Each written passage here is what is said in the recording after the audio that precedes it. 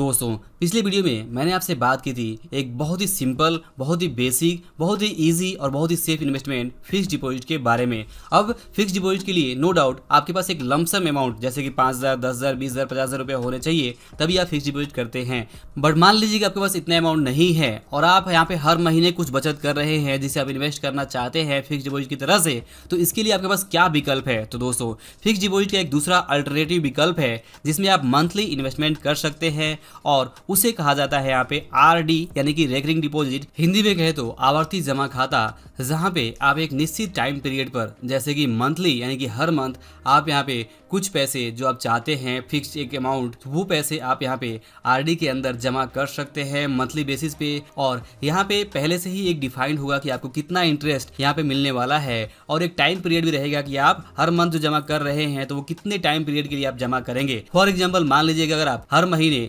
1,000 रुपये आरडी में जमा करते हैं अगले 2 साल के लिए यानी कि 24 महीने के लिए, तो आपको यहाँ पे पहले से ही बता दिया जाएगा कि आपको 6% या 7% या जो भी इंटरेस्ट रेट मिलने वाला है वो आपको यहाँ पे क्लियर कर दिया जाएगा। और जो भी आप जमा करेंगे तो जितने टाइम पीरियड के लिए आपका अमाउंट जमा रह रहा है जितना भी, उस हिसाब से आपको आरडी पे इंटरेस्ट कैलकुलेट करके जो टाइम पीरियड है इसका 2 साल का, उसके बाद आपको अकाउंट में, सेविंग अकाउंट में क्रेडिट कर दिया जाएगा वापस विथ इंटरेस्ट, जो भी आपने जमा किया होगा प्रिंसिपल और जो आपको ब्याज मिला होगा वो। यानी कि आपने हर महीने अगर 1,000 जमा किया तो आपका प्रिंसिपल हो जाएगा 24,000 रुपये और उस पर आपने जो 6% अगर आपको इंटरेस्ट रेट मिलता है तो वो 6% कैलकुलेट होगा कि आपका कितना अमाउंट कब तक के लिए रहा है, कितने टाइम पीरियड के लिए, वो हिसाब से कैलकुलेट करके आपको इंटरेस्ट भी मिल जाएगा, वो भी आपके सेविंग अकाउंट में। दोस्तों, ये सही है कि आरडी यानी कि रेकरिंग डिपॉजिट में जमा करने पर आपको जो इंटरेस्ट रेट मिलता है वो बहुत ही कम होता है, बट सेविंग बैंक अकाउंट की तुलना में थोड़ा ज्यादा होता है और फिक्स डिपॉजिट थोड़ा सा कम होता है। तो ऐसे में अगर आप रेगुलर बचत की आदत डालना चाहते हैं, खास तौर से अगर आप अपने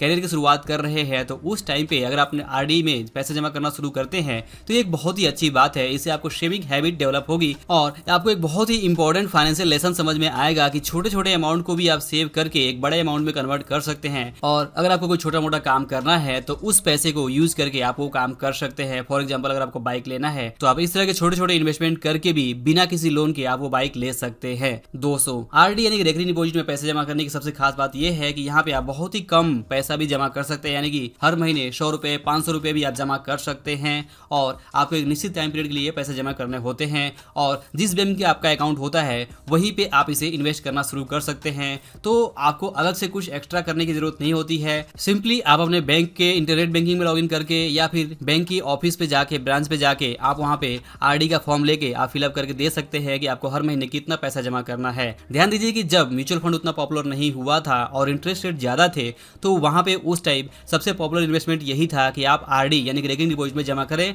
आवर्ती बचत खाता में जमा करें। और आज भी अगर आप बिना किसी रिस्क के यहाँ पे हर महीने बचत करना चाहते हैं तो आप यहाँ पे आरडी यानी कि रेकरिंग डिपॉजिट का यूज कर सकते हैं। और जैसा मैंने पहले कहा कि अगर आप करियर की शुरुआत में हैं तो आपके लिए एक बेस्ट ऑप्शन है कि आप यहाँ से शुरुआत जरूर करें। आप यहाँ पे आरडी के थ्रू बचत की हैबिट को डालें, क्योंकि ऐसे अगर आप कोई भी इन्वेस्टमेंट नहीं करते हैं तो आप जो भी कमाएंगे वो हर महीने खर्च कर देंगे और आपके पास कुछ भी नहीं बच पाएगा। बट यहाँ पे अगर आप थोड़ा थोड़ा अमाउंट हर महीने बचत करते हैं आरडी के थ्रू तो वो पैसे जमा होकर आपके किसी काम में आ सकते हैं। ध्यान दीजिए कि फिक्स डिपॉजिट की तरह से अगर आप आरडी को बीच में ब्रेक करना चाहते हैं, बीच में रोकना चाहते हैं, तो आप इसे रोक सकते हैं और जो भी आपका पैसा जमा है वो पैसा आप विड्रॉल कर सकते हैं और जितने टाइम पीरियड के लिए आपने जमा किया होगा उतने टाइम पीरियड का आपको जो इंटरेस्ट है वो भी मिल जाएगा।